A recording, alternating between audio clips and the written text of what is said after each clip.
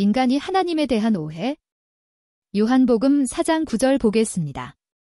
사마리아 여자가 이르되 당신은 유대인으로서 어찌하여 사마리아 여자인 나에게 물을 달라 하나이까 하니 이는 유대인이 사마리아인과 상종하지 아니함이러라.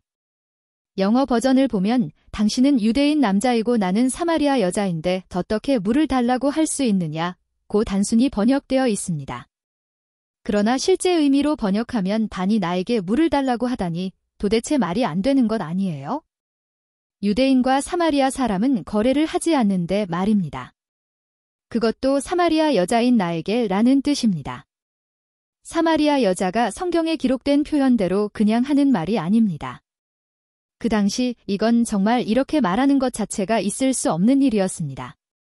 그래서 이 사마리아 여자의 말투나 태도가 비웃거나 조롱하는 투라는 것을 이해할 수 있을 것입니다. 요한복음 4장 10절. 예수께서 대답하여 가라사대 내가 만일 하나님의 선물과 또 내게 물 좀 달라 하는 이가 누구인 줄 알았더면 내가 그에게 구하였을 것이요 그가 생수를 내게 주었으리라. 하나님의 생각과 사람의 생각은 하늘과 땅 차이입니다. 아담은 범죄한 이후에 어떻게 하든 자신의 노력으로 자신의 죄를 해결해 보려고 노력했습니다. 그러나 그러한 노력은 허사입니다. 아담의 후예인 사람들은 아담과 똑같이 노력하고 있습니다. 그것이 바로 종교입니다. 오늘날 대다수의 종교들은 자력구원을 부르짖고 있습니다. 그러나 하나님은 사람들의 노력으로 자신이 죄를 해결해서 구원을 받을 수 없다는 것을 수도 없이 성경을 통해서 우리에게 말씀하고 계십니다. 인간의 죄 문제를 해결하고 하나님께로 돌아가는 길은 하나님께서 친히 해주시는 것입니다. 이것은 아담에게 짐승을 잡아 부끄러움, 즉 죄를 용서해 주셨던 것이 그림자입니다. 하나님께서 사람을 구원해 주시는 것을 하나님의 선물이라고 말합니다. 이것은 든사라는 뜻을 가진 단어인데 이것은 은혜의를 의미합니다. 그것은 죄와 사망에서 사람들을 구원하기 위해 주신 하나님의 선물인 예수님 자신을 가리키는 것입니다. 사막에서 대낮에 목이 말라 죽어가는 것과 같은 그 사마리아 여인의 영혼을 구원받을 기회가 주어졌음을 말하고 있습니다.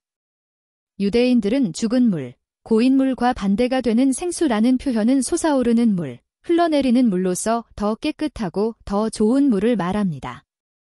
여기서 생수는 죽은 물과 비교해서 예수님께서 사마리아인의 혼합된 신앙과 경건치 않은 죄 많은 삶을 살아가고 있어 마치 죽은 물과 같은 사마리아 여인의 상태와 반대되는 것을 말해주고 있습니다. 예수님 자신이 구약 예레미야 2장 13절 곧 생수의 근원되는 나를 버린 것이라는 말씀이 바로 생수의 근원이 되신 분이라는 것을 말해주시고 계십니다. 그는 자신이 하나님의 아들이시기에 하나님의 선물이 되시는 것입니다.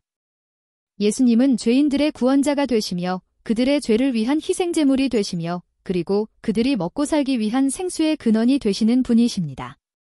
예수님은 생수를 주시는 분이시고 죄인을 용서하시는 분이십니다. 그것은 마른 사막의 생수가 되어서 죽은 생명체들을 소생시킵니다. 그리고 그 생수는 그들의 영혼의 영적 생명을 유지하도록 계속해서 솟아납니다. 요한복음 4장 11절. 여자가 가로되 주여 물 기를 그릇도 없고 이 우물은 깊은데 어디서 이 생수를 얻겠삼나이까? 사마리아 여자가 예수님을 보기에는 우물을 길 드레박도 없는데 어디서 도대체 그러한 생수를 준다는 말인가? 사마리아 여인에게는 점점 알아들을 수 없는 말을 하는 것처럼 보였습니다. 이 우물을 조사한 학자들에 의하면 우물의 깊이 약 30m 정도라고 합니다. 굉장히 깊은 우물입니다. 그런데 당신이 무슨 재주로 그 깊은 우물에서 물을 길어서 줄 수 있단 말인가? 그녀는 예수님의 말씀이 기가 막힌 듯이 비웃으며 조롱하는 투로 말했습니다. 요한복음 4장 12절. 우리 조상 야곱이 이 우물을 우리에게 주었고 또 여기서 자기와 자기 아들들과 짐승이 다 먹었으니 당신이 야곱보다 더 크니이까. 지금 내가 당신이 하는 말을 듣자 하니 정말 기가 막히는데 당신은 야곱보다 더 현명해서 어디서 이와 같은 물을 잘 찾을 수 있다는 말이에요. 그 당시 거의 사막지대와 같은 팔레스타인에서는 물을 구하고 좋은 우물을 마련하는 것은 뛰어난 지혜와 기술이 있는 것으로 존경을 받는 일이었습니다. 이것은 죄인들이 그리스도의 말씀을 오해하고 진리의 말씀을 배척하고 비틀어 버리는 형태와 같은 것입니다. 이 죄 많은 사마리아 여인은 죄에 찌들려 사느라 자신의 영혼에 대해 돌볼 겨를조차도 없었던 것입니다. 그래도 사마리아 여인은 자신이 야곱의 자손임을 자랑스럽게 여기고 있었던 것입니다. 사람들은 자신의 조상이 사용했던 것을 다른 어떤 것보다 우월하다고 칭찬하기를 좋아합니다. 예수님께서 사마리아 여인에게 죄와 사망에서 벗어나는 영생에 대해서 말씀하셨지만 사마리아 여인은 전혀 깨닫지 못하고 있었습니다. 그러므로 육에 속한 사람들은 세속적인 비유 아래 영적인 것에 대해 들을 때 육신적인 것 외에는 아무것도 생각하지 않습니다. 그리스도께서 니고데모에게 거듭남에 대해 말씀하셨을 때와 같았습니다.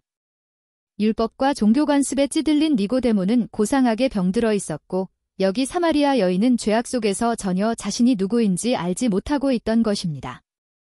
그러나 중요한 것은 진리를 찾느냐는 것입니다.